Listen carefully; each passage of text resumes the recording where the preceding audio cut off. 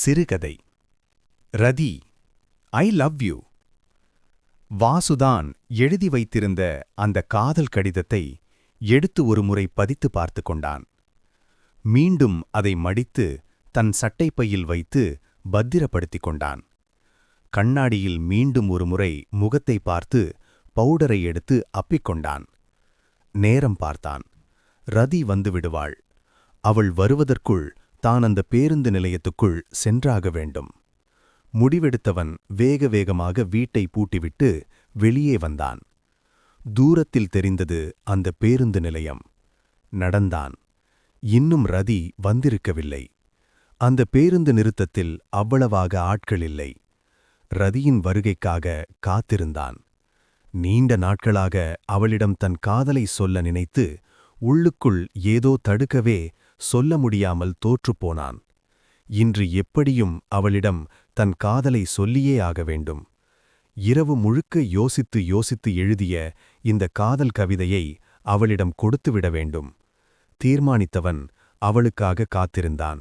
இந்நேரம் வந்திருப்பாளே நினைத்து கொண்டிருக்கும் அதே வேளையில் ரதி தூரத்தில் வந்து கொண்டிருந்தாள்.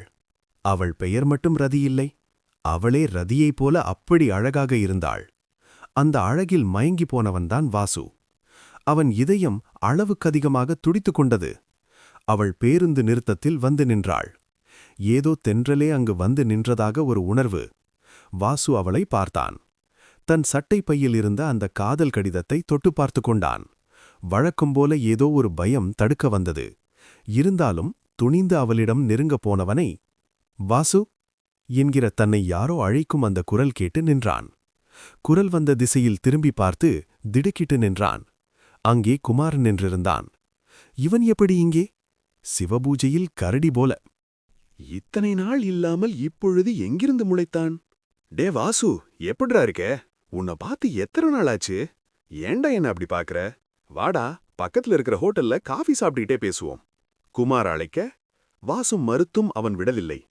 இருவரும் அந்த ஹோட்டலில் அமர்ந்தனர். வாசுதான் அடிக்கடி பேருந்துக்காக காத்திருக்கும் ரதியையே பார்த்து கொண்டிருந்தான்.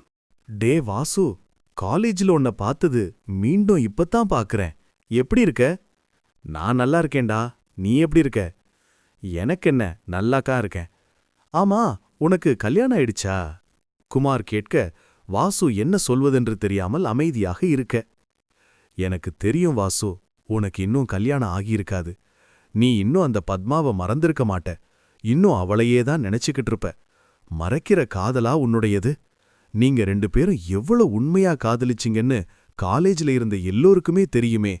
உங்க காதலை பிடிக்காம பத்மாவோட பெற்றோர்கள் அவளுக்கு வேறொரு இடத்துல மாப்பிள்ள பார்க்க, அது பிடிக்காம உன் காதலி பத்மா விஷம் குடிச்சு உயிரை விட்டது யாராலையும் மறக்க முடியாது. பாவண்டா நீ. இன்னும் அதையே நினைச்சுக்கிட்டு கல்யாணமும் பண்ணிக்காம அந்த பத்மாவையே நினைச்சுக்கிட்டு இருக்க போல. குமார் சொல்ல சொல்ல வாசு உள்ளுக்குள் சிரித்துக் கொண்டான். இவனுக்கு விஷயம் தெரியாது போலிருக்கு. பத்மாவுக்கு பிறகு மாலா, மாலாவிற்கு பிறகு விமலா, விமலாவிற்கு பிறகு சுமா, சுமாவிற்கு பிறகு இதோ இப்போ ரதி.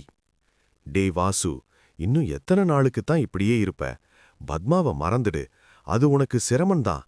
இத சொல்ல எனக்கு கூட சங்கடமாகத்தான் இருக்கு. மனச திடப்படுத்திக்க. உன் நல்லதுக்குத்தான் சொல்றேன். பத்மாவை கொஞ்சம் கொஞ்சமா மறந்துட்டு ஒரு பெண்ணை பார்த்து கல்யாணம் பண்ணிக்க. காலம் கடத்தாத. உன் மேல இருக்கிற அக்கறையில் சொல்றேன். இவன் தன்னை எவ்வளவு உயர்வாக நினைத்து கொண்டிருக்கிறான். இவனிடம் போலியாக நடித்தே ஆக வேண்டிய கட்டாயம் வாசுவுக்கு. இல்ல குமார், என்னால பத்மாவை ஒரு நொடி கூட மறக்க முடியாது. இன்னொரு முறை அவளை மறந்துடுன்னு ஒரு நாளும் சொல்லாத. அவள் என்னோட உயிர்ல கலந்தவள். அவளை எப்படி என்னால மறக்க முடியும்? அது இந்த உயிர் இருக்கிற வரைக்கும் பத்மாவை என்னால் மறக்கவே முடியாது. வாசு சொல்லிக் கொண்டிருக்கும்போதே குமார் துள்ளி குதித்தான். அப்பாடா, இப்பதான் எனக்கு உயிரே வருது. எங்க நீ ரதி பின்னால சுத்துறத பார்த்து நீ அவளை காதலிக்கிறியோன்னு தப்பா நினைவுகிட்டேன். என்னோட லைன் கிளியர் ஆயிடுச்சு. பஸ் வர்றதுக்குள்ள ரதிகிட்ட என்னோட காதலை சொல்லணும். வரட்டுமா? சொல்லியபடியே குமார் ரதியை நோக்கி ஓட அதிர்ந்து போய் பார்த்து கொண்டிருந்தான் வாசு. முற்றும்.